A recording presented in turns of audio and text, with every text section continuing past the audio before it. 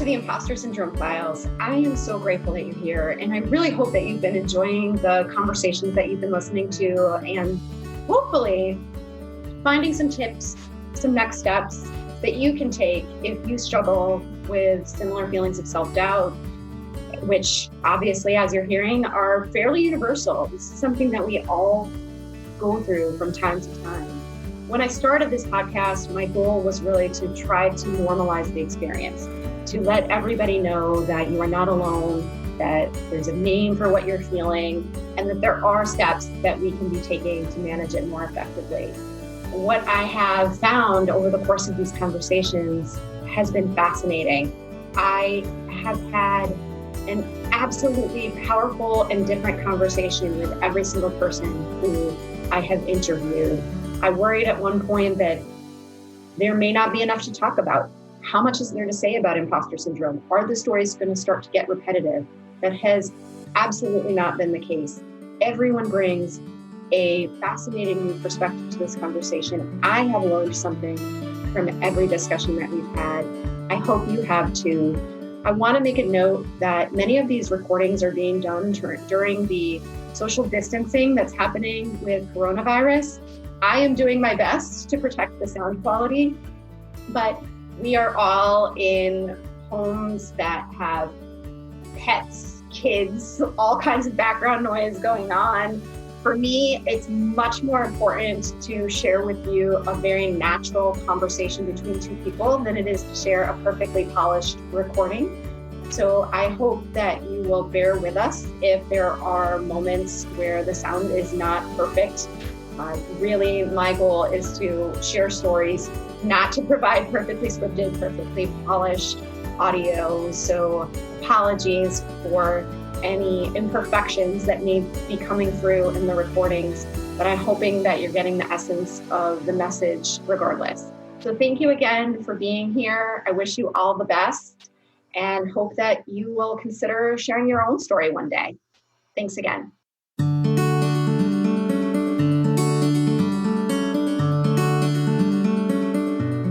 So welcome, Amber. It's so great to have you here today. I would love to start by learning a little bit more about you. Would you mind introducing yourself?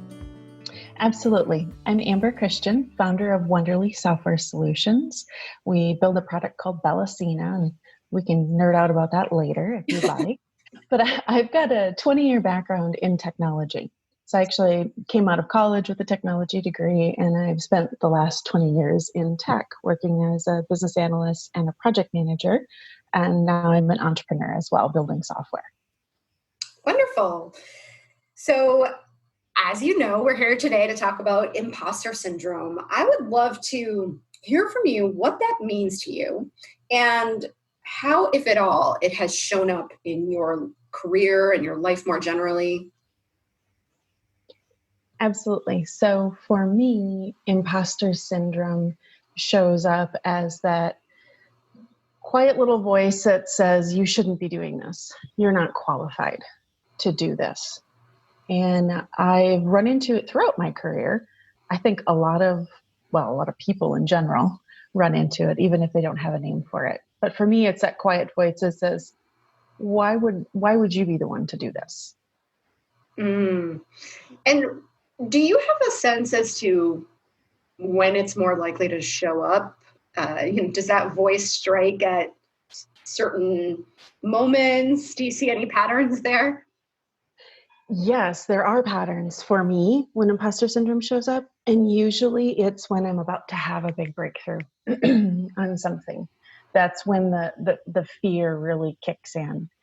So, I came out of college and I actually went into technology when I was in college. I was almost computer illiterate at the time. And I mean, I could use email at the time, right? I could do basic word processing. But in terms of actually building out technology and working inside of technology organizations, I didn't grow up actually tearing apart computers, writing code, all of those things that are typically associated with tech. So I always had felt like I was at a disadvantage. And so whenever I was going into something that was really, really new for me and was a big leap forward, that's usually where it rears its ugly head. That's really interesting, because that is definitely one of the themes that I'm noticing too in having these conversations, is how often people talk about not having the traditional background that they associate with whatever it is they're doing today. So you mentioned not breaking apart computers, coding earlier in life. So you come to this career, to the work that you're doing, feeling like you don't have the same level of experience as others who may be doing similar work. Absolutely. Yes. That is the common, that's been my common theme. And is that still true for you 20 years later? Oh yeah, I still run into it. And people will look at me and say, well, you're so confident. I said, well, not always. You're not here every moment. You don't see the moments that I'm not. Because guess what? We all have them. Exactly. Yeah, you're right. And I think that is one of the challenges too, is that we look around and we see the external appearances of people who seem to have it all figured out, who seem to be very confident. We don't know what's going on behind the scenes. And so if we're in a moment of doubt, if we're second guessing ourselves, we don't have the opportunity to connect with others that we feel have similar uncertainties, because people are too afraid to say it out loud. People are too afraid to share it with each other. Yes, they are. And the other challenge I've often run into is, we can condition ourselves, and sometimes we are conditioned to feel like we have to be perfect. And I think that can really, when we're in newer areas, that could really exacerbate that feeling of insecurity. Is that, oh, well, I have to be perfect. Well, I can't tell anyone that I'm struggling with this, or I can't tell anyone I don't know. And that can really make it that much worse and compound that feeling. And so I've really learned that I have to surround myself with other people, that some that are also on the journey, some that are not, but that understand that, and that you can actually open up to a little bit, because they don't expect you to be perfect. So for me, that's one of the keys to how do you continue to make these leaps, is surround yourself with people that know you're not always going to be perfect, and they're okay with that. I love that, because there is definitely this counterintuitive benefit of vulnerability, as Brene Brown has spoken about so powerfully, right? That we deprive ourselves of an opportunity to get support, to just be reminded of our greatness, of our strengths, to just be able to more effectively weather those self-doubt storms when Yeah. we aren't willing or feeling safe enough to share what's really going on with others. And having this expectation that people want us to know everything, want us to be perfect, just makes it impossible for us to be able to share that. So I love what you're saying about seeking out the people that we know we can be real with, right? The people that we don't have to put on that face of I've got this when we're not feeling that way. Right. And another trick I've used over the years as well, and sometimes you're not sure if they're just a trick of the trade or just an ingrained part of your personality. So I'm not really sure anymore, because I've used this one for so long. But when you approach a lot of things from a spirit of collaboration, I actually find that imposter syndrome drops a lot for me as well. And so if I'm preparing something or I'm working on something, we do things with drafts of things and iterate through things. And it allows us to not have to bring this perfect, polished self. And again, it depends on what kind of work you do and what your field is and what those expectations are for you. But I have found approaching a lot of things from that spirit of collaboration actually lets me be a little more vulnerable, and it doesn't have to be perfect. And other people don't have to offer something to me that's perfect. I can take what they have and run with it too, so that we don't exacerbate each other's imposter syndromes. Because reality is we work with people that have it too. We don't realize that either. Yeah, I love what you're saying, because that's so interesting. It's that collaboration and that iterative process really brings to the surface the fact that everything is a work in progress, right? That nobody starts out with a perfect product. So Right. I love how you are talking about that process actually helping you from a confidence perspective. I had never thought about that before. Mm-hmm. Yeah, for me, I've always worked collaboratively, but I don't know if that's because it's tied to having always had the imposter syndrome. I don't know if that's where it comes from. I'd never really thought about it till this conversation. But that collaborative nature and that iterative nature and that idea that things are a draft, it's progress, not perfection, right?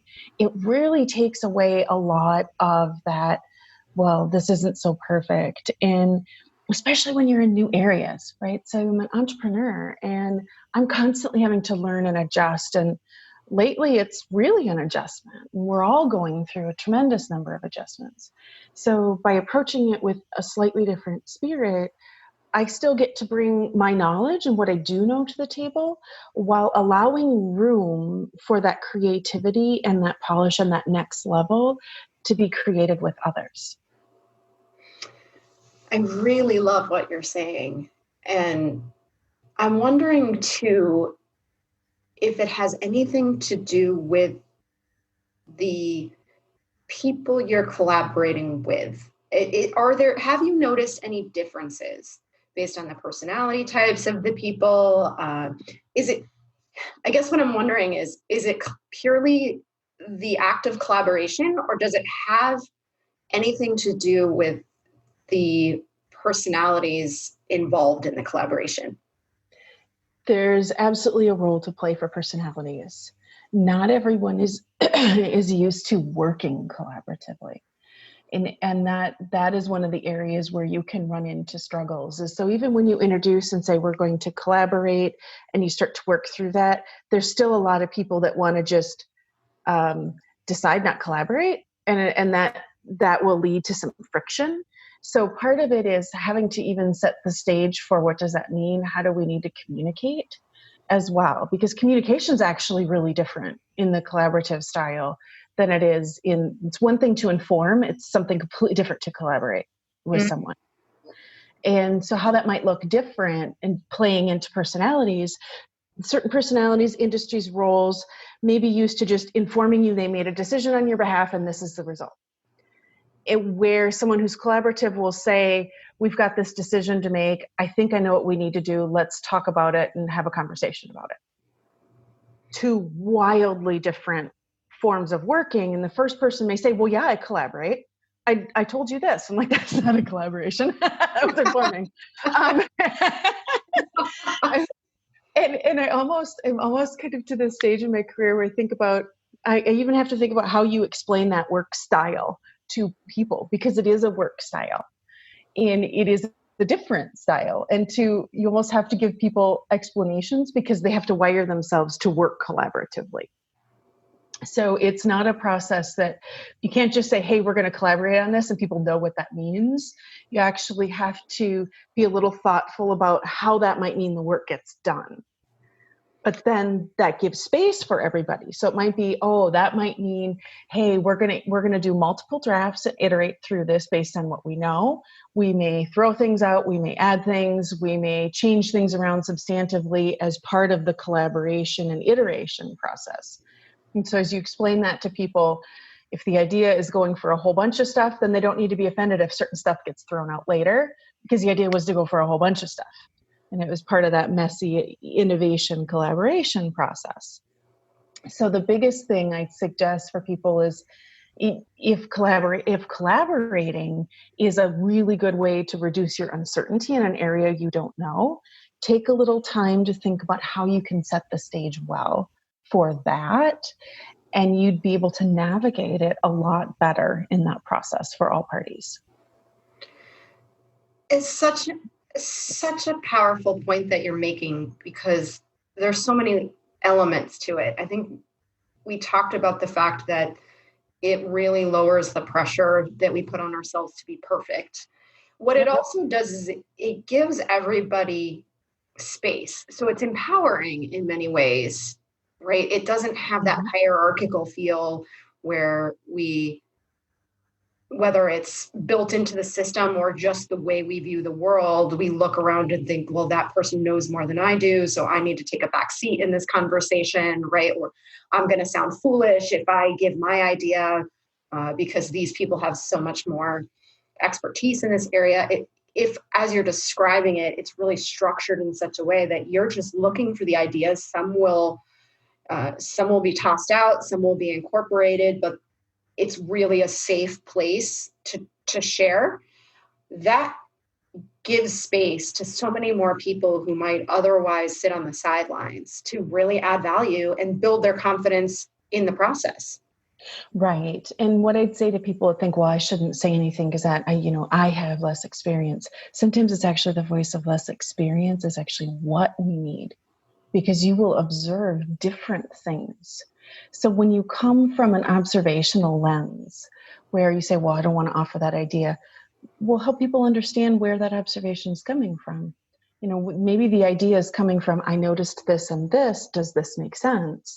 And part of it is simply in how you say it. It might be, should we consider something like this? And if people say no, okay, that's okay. But again, you're offering it up based on a lens of observation and perspective. So even if you're not as experienced, the whole point is you're collaborating, and your observation, maybe they don't do that, but maybe it provides the spark for someone who's more experienced to have a very different observation that is the right path. So that's a critical thing to think about, that those questions are actually important at different stages of projects, because you need the fresh lens and insight. So you might be shaking in your shoes when you do it. When you're a little less experienced, you're like, oh, I don't know how to say that. Say, okay. And you can couch it by saying, hey, I get that I don't have those experience levels, but here's my observations. Does this make sense? A lot of it is simply in how you phrase it when you offer it up. And then people can pause and go, well, wait a second. The voice of someone that maybe doesn't have all of these years of experiences sometimes can be the wiser voice, because sometimes the experienced ones, we can overcomplicate things. Can we be really honest here? Yeah. You're like, yeah, and then there's these 48 things, and you're like, really? We only needed to do 3. I absolutely love that, because one of the things that I always try to reinforce is you're in the room for a reason, right? No one chose to throw you into a room full of quote unquote experts to sit on the sidelines and feel uncomfortable. Right. The reason why the decision was made to include you and your level of experience and your perspective on the business in this conversation, right? And often, depending on the culture, depending on the personality types involved, you may be up against some pretty big egos, some pretty big personalities. So it can be intimidating, but there's a reason you are in that room. And I think starting from a place of self-trust that I belong here, I have a right to be here, and my perspective is wanted, right? I wouldn't be here otherwise, can go a long way in helping to minimize some of that too. Absolutely. And sometimes the role to play can even be, when you have those more experienced people in the room, asking questions to help flesh out the observations they have. Your role isn't just to come and you always have to provide all the answers. Sometimes your role is to say, hey, I'm going to put the hat on that says, let's clarify that. Let's make sure everybody understands. Let's make sure that we all, that it's clear. And that's a valuable communication role to play, is simply the clarifier. Because when you get a lot of big egos in the room, you can have people, it's this and this and this, and then they're like, and then it's this and this and this, and they're all talking about these super definitive things, and no one else in the room has a clue what they're talking about. So you can adopt a role, and you can even say it in the meeting, I'm going to adopt the role of clarifier to make sure people know that we're all on the same page. Part of that goes back to some of your meeting roles and who's doing what in the meetings. So think about, particularly if something like imposter syndrome is a struggle, what role could you provide? Maybe it's not providing the answer, but maybe it's the clarification. Maybe it's helping people. Sometimes there's communicators that can't really clearly explain an idea and they need someone that helps refine it, because it's not that it's a bad idea, but they struggle to communicate it. So there's a lot of ways that by working on the communication skills, the clarifying questions, that you can provide a tremendous amount of value, and you don't have to have the answer at all. That's such a great recommendation, because I think if we find ourselves in a place where we are directly comparing our expertise to someone else's who may have many more years of experience, who may have a skill set that we don't have, we're setting ourselves up to fail, right? We're setting ourselves up to experience self-doubt. Instead of looking at how can I possibly compete with that person, instead what you're saying is, how can I complement this conversation? That's exactly right. If you come at things, and that's where the collaboration, it's about complementary skill sets and having different people in the room and as part of the conversation. And that's something I've really refined and honed in 20 years in technology, because at first, for many, many years, I was the least experienced person in the room, until all of a sudden in the course of a couple of years, I ended up being the most experienced person in the room. It was just a shift that happened in my career. And depending on what situation you're in, you could be the most or the least experienced in the room. But I found that ability to ask questions and really understand, and that communication mechanism was so important as a skill to be able to take forward, because for my career, it allows me to walk into a lot of different rooms and situations without context and be able to make progress. It's a very valuable career skill to build those complementary, sort of pragmatic question, how do I support and be part of this team without having to be the person that has the answers? One of the many things I love about this conversation that we're having is that it certainly provides great guidance to the individual who may be struggling and looking for ways to show up more confidently and more effectively in these settings. But what it also offers is an opportunity for leaders to think about how they're structuring their teams and what adjustments might be made to bring out some of the folks who are silently, invisibly struggling with these issues. Really expecting that even if you don't know that that's the case, there is no doubt that you have people on your team who are struggling with imposter syndrome, worrying about how they fit in, worrying about the value that they have to offer.